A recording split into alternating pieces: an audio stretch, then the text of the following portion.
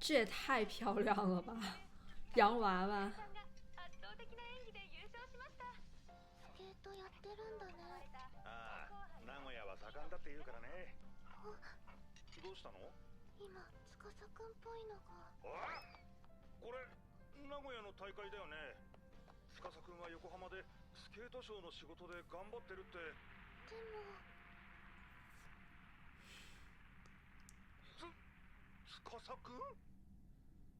我现在就是对小光他的教练非常的感兴趣，尤其就是上一季结尾他还给司教练下了战书嘛，他的那种气质气场，我觉得会是我非常喜欢的这种角色。遅いですね、お姉ちゃん。大会終わったところで駐車場混んでいるんだろうね。司先いのりさん、生。いのりさんからどうぞ。司先生からどうぞ。いや、ここはいのりさんから。いえいえ、司先生から。最初はグー。到底是其中一位太成熟，还是其中一位太幼稚？完全像同龄人的相处。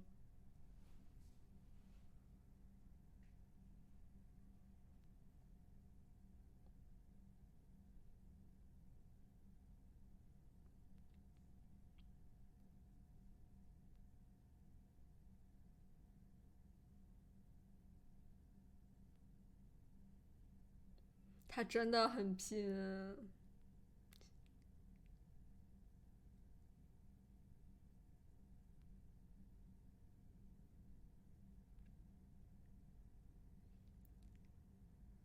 赢的感觉已经忘不掉了。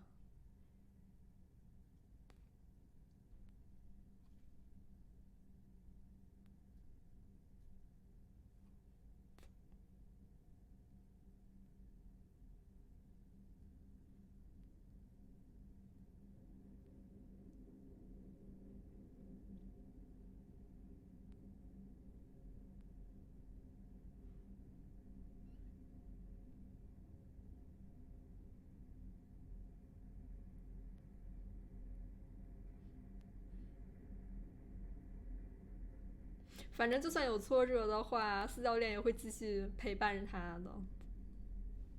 ってから考えようとか言われるかなって。いのりさん。いのりさんはもうとっくにフィギュアスケートの選手だよ。名後輩初級の優勝者だ。胸を張ってほしい。司先生。はい。それでもいろんなことを言う人はこれからもたくさんいると思う。この年で始めるのは遅すぎるとか。这也戳中他自己了。はい。いちいち気にしてたらダメだ。大切なのは遅いか早いかじゃない。できるかどうか。それだけなんだ。俺もずっと言われてきたけど。但是他现在却笑着去帮助后一代，即使这是他自己受伤的地方。すみません。話したくないことなら無理に話さなくても。いや、話したくないわけじゃないんだ。ただ、俺なんかのことを話すのがいのりさんにとっていいことなのかって。先に言っておくけど、俺はいのりさんに自分を重ねるつもりはないし、自分ができなかったことをいのりさんにしてほしいわけでもない。真的很坦诚。だから、これから話すことはあくまで俺個人の話だ。そう思って聞いてほしい。わかりました。所以他这份救赎应该是他们二人双向的。先生が一番最初にフィギュアスケートを始めたのはいつ頃なのかとか。最初か。最初というと中学の時ってことになるのかな。中学？うん。14の時。初めて与高潤の滑りを見たんだ。啊，等一下，他到底是白发还是挑染啊？それで自分も始めようって思ったんだけど。初心者が今から？まあできないことはないけど。正直言うと進めることは難しい。好可爱，司教练。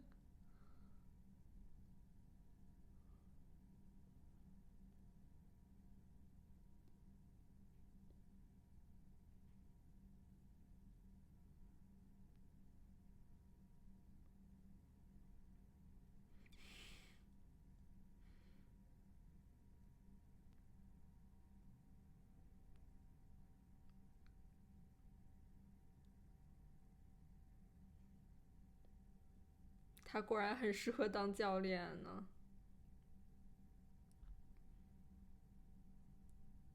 这就是刚开头出现的。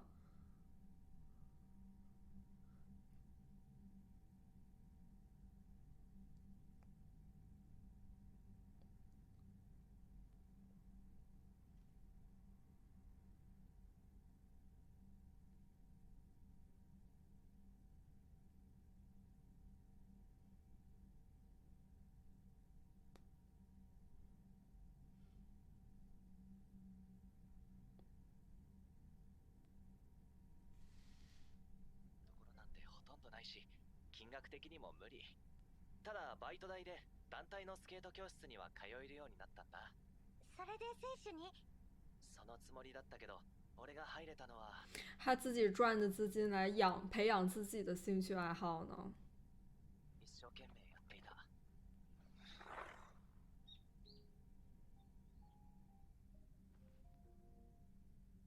カゴさんたちがずっと応援してくれていて、恩返しのためにもなんとか選手になって結果を残したいって。で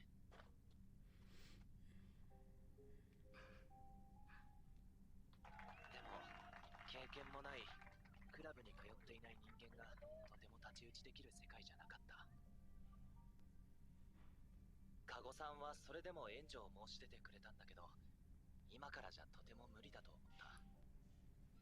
それで高校卒業の時、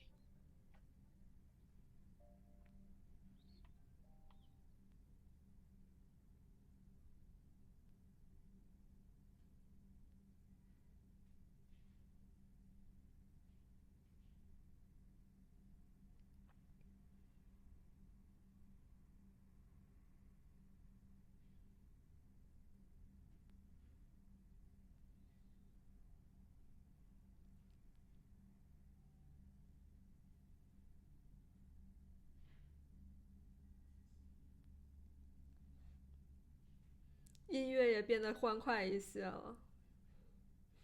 これが最後のチャンスだと思ったから、必死で食らいついていこうと思った。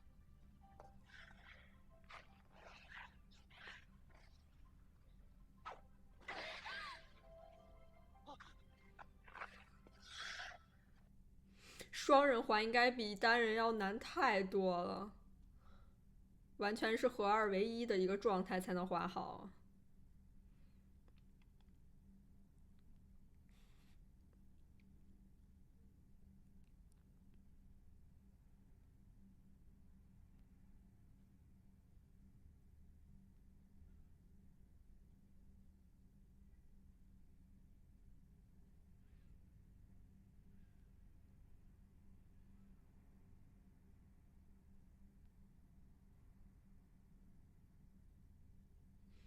真的有一种，就是自己曾经不经意的一个善举，却如此回报了他呢。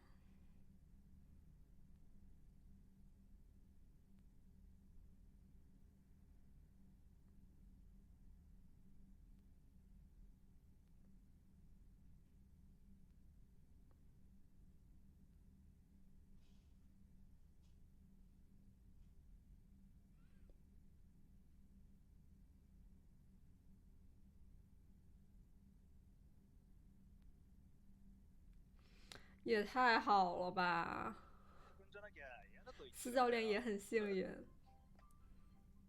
今日からまたよろしくね。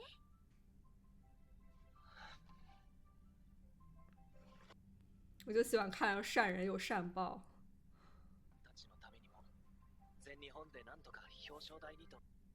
特别特别的帅。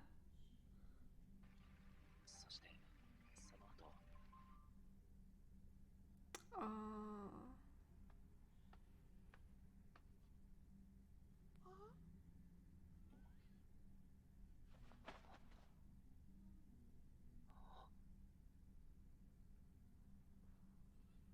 その後？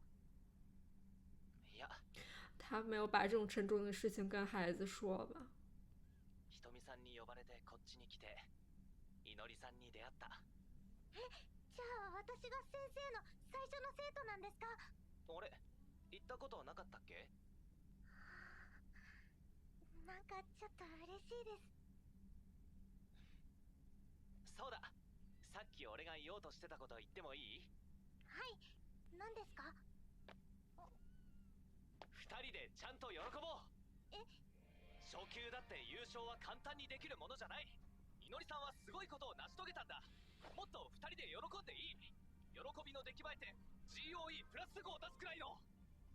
喜びの GOE プラス 5！ そう、拳構えて。すみません、遅くな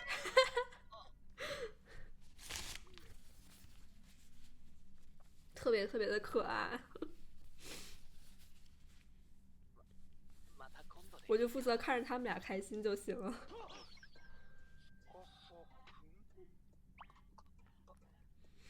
人違いです。おはようございますでしょ。おはようございます。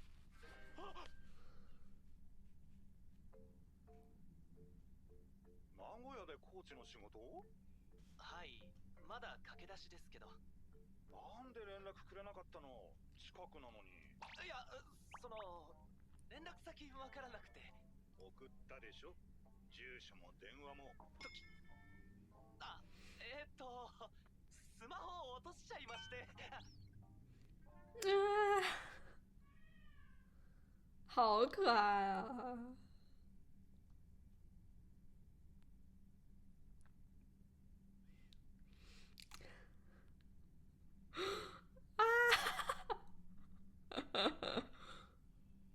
他可能不想再依赖他们了。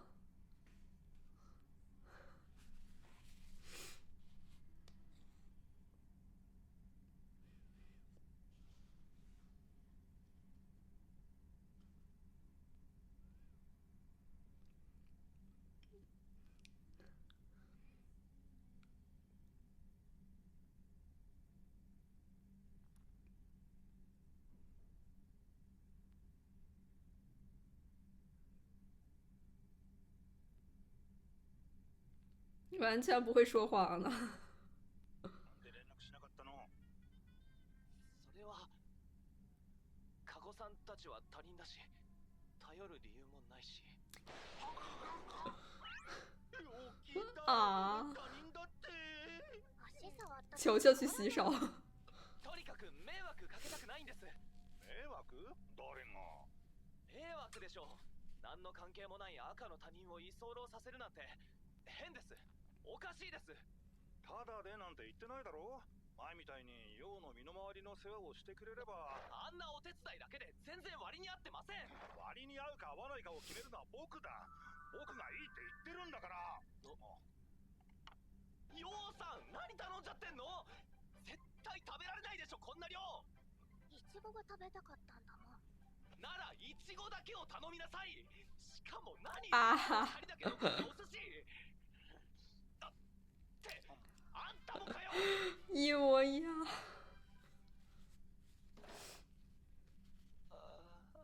腹減った。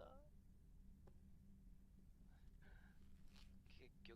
天呐，我真的要心疼死了！能不能让我资助你？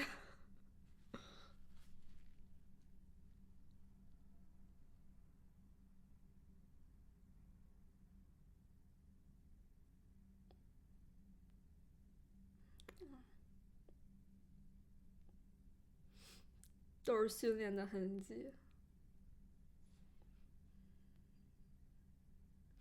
可能也觉得有愧于他们家人对他的期待吧。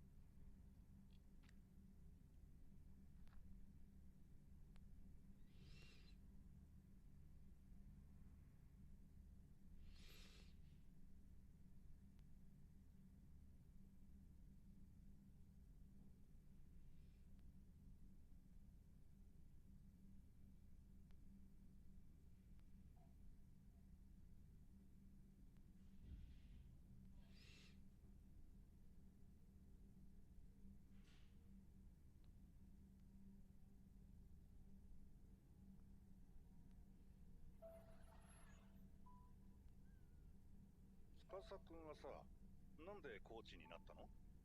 なんでって。才能がないから教える側に回ったの？自分の無念を生徒に晴らしてもらおうって。違います。自分のことはもういいんです。ただ必死でスケートが上手く他なりたいと自己曾思って经也是这样拼命努力的练自习。分ができることをしてあげたいんです。メイコも同じだよ。メイコはさ、司君がスケートを滑っていたから応援していたわけじゃなくて、司君が本当に頑張っていたから応援した。所以现在的他也还是可以接受自助的。応援してもらったのに、俺は何一つ期待に応えることもできなくて。本当にそうだと思う？わからないかい？メイコはその君の頑張りに救われていたんだよ。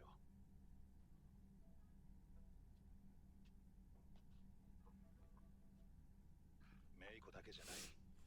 僕もヨウも君の頑張りに救われ。我也感觉受到了鼓励，就是他努力的样子。死がちらつくような辛い時でも明るく前向きでいなくちゃって。メイコだね。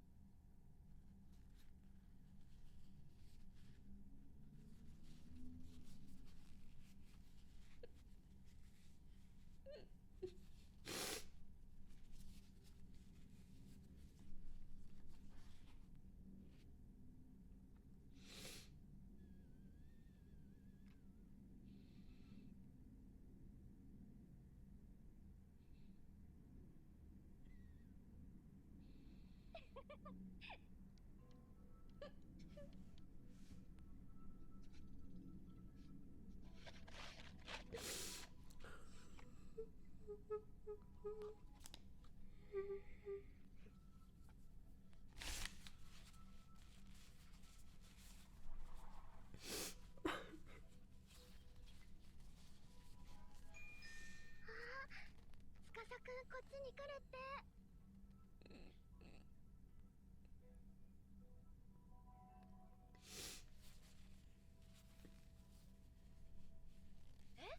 じゃああの時が初めてじゃないんだ。はい、私が最初にスケート場に来たのは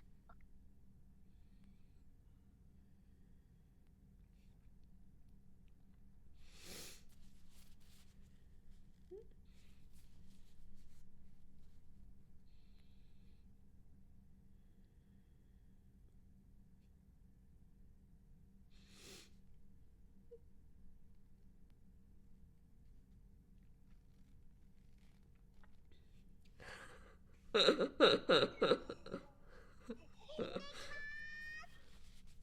ことあったんだ。そういえば一時期ミミズじいちゃんって言われてたわね、モナさん。おはようございます。あ、先生。何話してたの？私が最初にここに来たのはいつだったかなって思って。司くんの話したんだって、いのりちゃんに。うん、大した話じゃないんだけど。そんなことない小七。で始めたなんてすごいです。それだけ頑張れるってことがすごいって思います。だから全日本の時何度も言ったでしょ、胸張って喜びなさいって。喜びの10プラス5ですね。遅くなったけど改めて喜ぼうか。はい、行くよ。哎呦，太可爱了！やったぞー！優勝だ！優勝だ！優勝だ！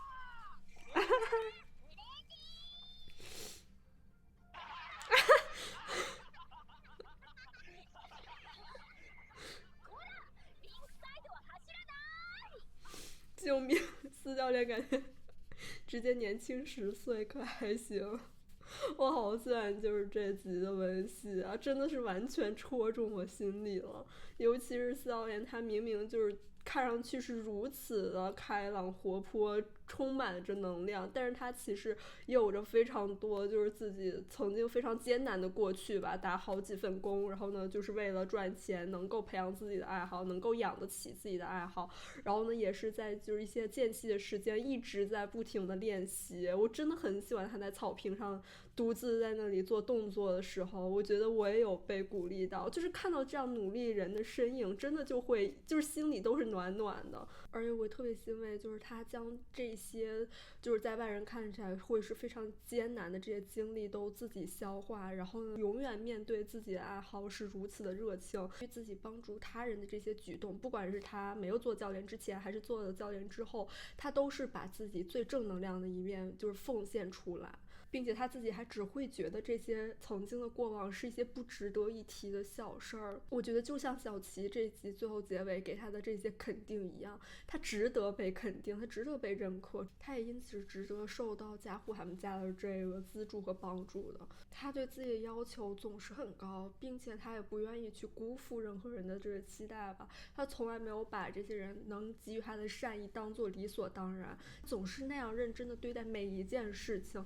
所以我也真的很替他高兴，他能遇到加护他们这一家非常善良的人，而且司教练他努力的身影也给予了加护他们家非常多的这种心灵上的支持吧。我觉得这反而其实是钱买不到的东西。现在司教练也是长大成人，也不再是这个画画选手了，所以他就理应觉得自己不应该接受他们家的这个资助，并且可能自己有愧于当时就是对他们许下的就是要拿冠军的这种承诺吧，就是他自己心里还是埋藏了很多比较沉重的事情，再加上他一直以来其实都非常的独立吧，我觉得他一直以来这种独立的思维方式也成为了一种惯性，一直到现在。